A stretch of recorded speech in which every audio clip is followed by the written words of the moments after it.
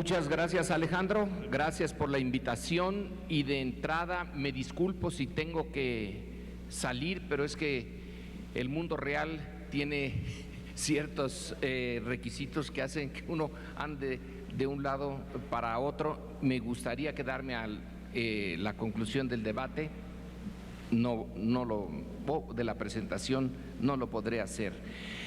Parto de este principio, no creo que en una reunión como estas ni en las SEDEM vayamos a cambiar nada de lo que ya se decidió. Ya está decidido quienes van a tomar, quienes tienen formalmente la última palabra en torno a lo que se va a hacer con la legislación petrolera. Pero sí creo que se tiene una obligación hacia la sociedad y sobre todo dejar en claro para el futuro que cuando se tomó la decisión que se tome finalmente en relación al petróleo, había varias posiciones y cada posición tenía con qué defenderse. Yo creo, y parto de esto, que la historia de los últimos 100 años de México se puede entender, no nada más en eso, pero sí se puede entender en clave del petróleo. Y mi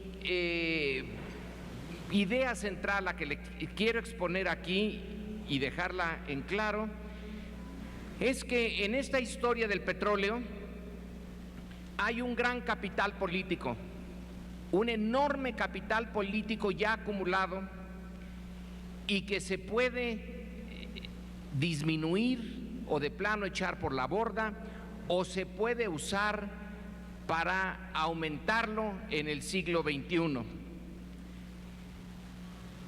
Mi primer punto sería que cuando, y lo voy a hacer desde la perspectiva histórica, es la única que conozco, no soy especialista en economía petrolera y no me voy a meter en eso para nada, es que cuando se dejó la propiedad de los hidrocarburos al propietario de la superficie, o sea, lo que estaba abajo, que era del Estado, se le dejó a los particulares, y que no es muy distinto de lo que se está pensando hacer ahora, se hizo probablemente, si lo pensamos con buena fe, se hizo por ignorancia, pero como quiera que sea, la bandera con la cual se dio el petróleo al sector privado a fines del siglo XIX y principios del siglo XX se hizo con el fin de, se dijo, atraer el capital externo que tuviera tanto los recursos como la capacidad para extraer ese petróleo y entregárselo a la economía mexicana para que pudiera disponer de un recurso energético muy abundante y barato, sobre todo para sus ferrocarriles. Entonces, la razón de ese primer gran cambio en la legislación se hizo para modernizar a México, porque México no podía por sí mismo, estaba incapacitado, tenía que traer a alguien de fuera con capital y conocimientos para que él sí pudiera llevar adelante esa modernización. Al final, esta justificación simplemente no se sostuvo. Quienes vinieron, claro que desarrollaron el petróleo, pero lo hicieron para el mercado externo. El mercado interno quedó realmente muy chico, sin importancia, sin nada. Entonces viene la segunda etapa, y esta yo la pondría así, dada la rapidez con la que tenemos que exponer el tema, que el rescate del petróleo forjó el nacionalismo de la Revolución Mexicana. No fue el único elemento, pero fue el elemento central que lo forjó. La creación de una identidad nacional había empezado quizá a fines del siglo XIX, pero realmente se llevó a cabo durante la Revolución Mexicana y dentro de esa enorme cantidad de elementos que tuvieron que ver con la formación de un sentido de nación, de capacidad mexicana para enfrentarse por sí misma a los retos que significa ser un Estado nacional, fue el petróleo. Y el petróleo se luchó desde Madero hasta Cárdenas no solo no era un conflicto estrictamente nada más por ver quién se quedaba con la renta petrolera. La Constitución de 17 retorna la propiedad al Estado, y ahí es donde está el meollo del conflicto. Quienes se opusieron, las empresas extranjeras y sus gobiernos, en particular Estados Unidos y los europeos, que eran los interesados en esto, no solamente defendían el petróleo, sino defendían un statu quo en que los países marginales como México no podían, no debían, no se les tenía que permitir modificar las reglas, el marco legal en que se había iniciado la inversión, porque eso afectaba a la inversión extranjera en el mundo. Así que por lo que se luchó en México no era solo por el petróleo mexicano, era por ver hasta qué punto un país periférico tenía la capacidad de revolucionar su propio marco jurídico, de afectar intereses creados. Y la lucha fue a fondo. En la lucha por el petróleo estaba un elemento antiimperialista que se dejó uno de sus primeros grandes logros en México y luego se expandió al resto de ese mundo periférico, en donde chocaron dos concepciones del derecho. La debilidad mexicana hizo que tardara 21 años en ponerse en práctica lo que la Constitución había propuesto, pero se puso en práctica. Entonces, aquí tenemos un logro enorme que no es posible comparar como se quiere comparar, que a Noruega, que a Brasil y a otros países cuya industria petrolera es nacional con México, porque ellos no tuvieron la lucha que nosotros tuvimos. Esta fue una lucha única, fue la primera. Y en ese sentido es donde creó un gran capital político de identidad entre nación y petróleo. Y el segundo punto en donde esta identidad se creó, no nada más en arrancarle a la empresa extranjera de las grandes potencias, Inglaterra básicamente y Estados Unidos, aunque Holanda entraba también por ahí. El segundo punto arranca después de 38. Ese 38 es quizá el momento culminante, pero no es necesariamente el más importante. A mi juicio, el siguiente es básico para entender lo que ha pasado y lo que va a pasar. Es la capacidad que tuvo México de no ahogarse en su petróleo. Porque cuando las empresas petroleras salieron en 38, una de las declaraciones que hizo uno de sus representantes fue: bueno, ahí está su petróleo, ahóguense, porque no van a poder con él, no van a poder organizar, llevar a cabo la exploración, explotación y transformación del petróleo, no tienen esa capacidad. Sí se tuvo, costó, se tuvo mucho que luchar de mil maneras, pero se tuvo. Y entonces ahí está la esencia también de mantener a la industria petrolera como mexicana. No es nada más un tema económico, yo no lo veo siquiera como el principal. El principal tema es político, es la capacidad que los mexicanos demostraron en un momento crítico, cuando pudieron arrancarle el control de la industria petrolera a los intereses externos, es el de poder mantenerlos ellos, los mexicanos de entonces, con las capacidades y las limitaciones que tenían, crear Pemex y mantenerlo vivo y tener un éxito. El tercer punto importante es que no se pensó en el mercado externo ya.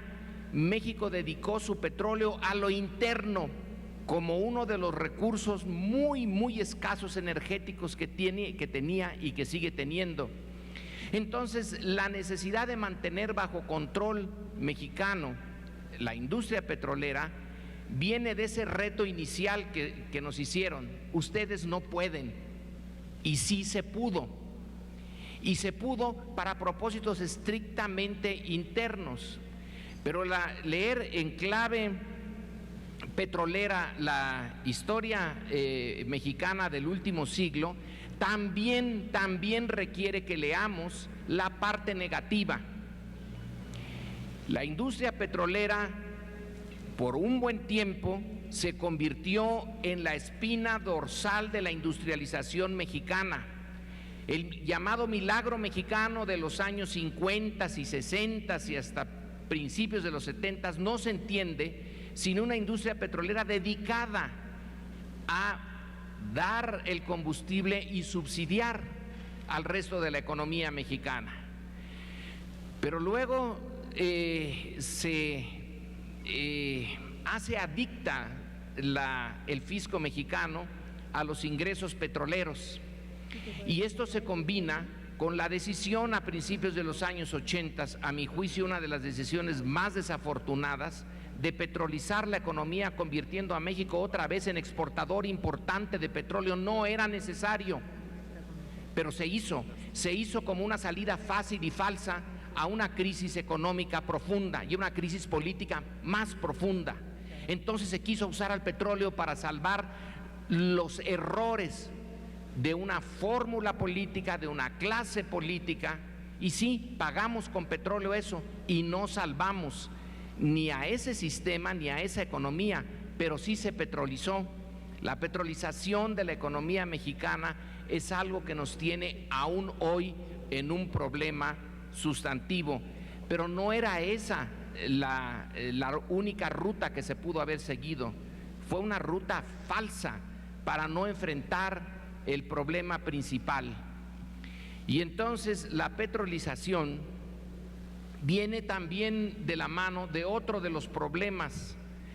Considero que sí hay que hacer una reforma petrolera, y de fondo, de mucho fondo, pero que esa reforma petrolera va más allá del petróleo y es la corrupción a la que tenemos que atacar. Si Pemex tiene problemas, es básicamente por la corrupción que lo envuelve, la corrupción que viene básicamente de dos áreas: de sus sindicatos, sin duda, ese que todos los días lo podemos ver en la prensa y vemos la manera de vida, la forma como gastan. El petróleo sí es suyo, pareciera decirnos, y no nuestro. Y el otro es la administración de Pemex, administración que cambia sexenio con sexenio, pero que es la que controla los contratos, la que da o quita la posibilidad de usar al petróleo para propósitos no necesariamente del bien general, pero sí de algunos grupos y de algunas personas. Entonces, si se quiere entrar de lleno en la reforma petrolera, creo que debería de entrarse por ahí, pero es curioso y revelador el hecho de que el término corrupción no entra en el discurso con que el gobierno ha presentado su proyecto de reforma petrolera. Cambiar artículos de la Constitución, pero no se necesita cambiar artículos de la Constitución, se necesita cambiar el corazón de la política mexicana, en donde anida una enorme corrupción, y como la industria estatal más importante es la petrolera, ahí está también el nido del mal, si es que hay que ponerlo de esa manera. Entonces, lo que se necesita es una decisión política para atacar de fondo la corrupción. La empresa petrolera per se puede ser una empresa eficiente, que gane, si no se le liga a la adicción petrolera que tiene la Secretaría de Hacienda, y si se ataca el tema básico, fundamental de la corrupción. Y ya con eso termino, porque se nos dijo que tenía que ser rápido. El punto central, lo vuelvo a recalcar, es que hay un enorme capital político acumulado desde Madero, pero sobre todo a partir de la lucha de Venustiano Carranza, de la defensa no muy buena que hizo Álvaro Obregón cuando tuvo que firmar los acuerdos de Bucareli, del intento que hizo Calles de la primera ley petrolera y que se le frustró, hasta llegar a ese momento del general Cárdenas, ese momento único, realmente excepcional, en que México derrota a dos grandes imperios, uno que declinaba y el otro que iba hacia arriba, sin tener la fuerza necesaria para enfrentarlos en toda la extensión del frente imperial que ellos representaban, tomó las decisiones políticas arriesgadas, perfectas, en el momento adecuado y tuvo éxito. Y luego el éxito se reafirma porque Pemex puede ser una empresa hecha por mexicanos, para mexicanos, sirviendo a la economía mexicana cuando estaba bajo asedio, cuando había un boicot de las empresas, cuando no había recursos externos, aunque se pidieron, se negaron, y se pudo hacer. Entonces, para el siglo XXI, esta idea de decir es que ya no podemos, es que es económicamente más rentable, es una cosa como de cuentachiles. Lo que se tiene ahí es uno de los pocos elementos en que, y con esto concluyo, en que México puede tener un genuino orgullo de su propia capacidad. Mantener a la industria petrolera como mexicana es importante en primer lugar para nosotros mismos, para demostrarnos a nosotros mismos que si no hemos tenido mucho éxito en hacer un sistema de justicia adecuado, si nuestro sistema educativo es pues dudoso, si hay tantas áreas en las cuales no hemos podido ir adelante, en esta donde ya hay un capital invertido, aquí debemos de intentar la recuperación de la confianza en nosotros mismos, de la capacidad que tenemos para llevar adelante una empresa compleja que está en el corazón de la historia de México de los últimos 100 años o un poquito más de 100 años. Por lo tanto, creo que sí vale la pena repensar toda la industria petrolera en función de poder reafirmar a nosotros y al mundo que sí se puede, que sí somos capaces, que hay que cambiar muchas cosas, sí, pero de que no es una tarea imposible y de que si se sigue por esta idea de abrir con contratos a las empresas externas para resolver el problema coyuntural, simplemente se habrá puesto en otro plano el mismo problema, nada más que llevado a uno más grande, el tema de la corrupción. Ya quiero ver cómo podremos lidiar una vez que abramos la puerta con los grandes monstruos que dominan el capital petrolero internacional. Una vez que entran, a ver quién puede controlarlos y desde luego a ver dónde estaría el nuevo Cárdenas que pudiera sacarlos. Creo que sería un desperdicio, insisto, de capital político, histórico, el abrir la industria petrolera por consideraciones estrictamente coyunturales y económicas. Gracias.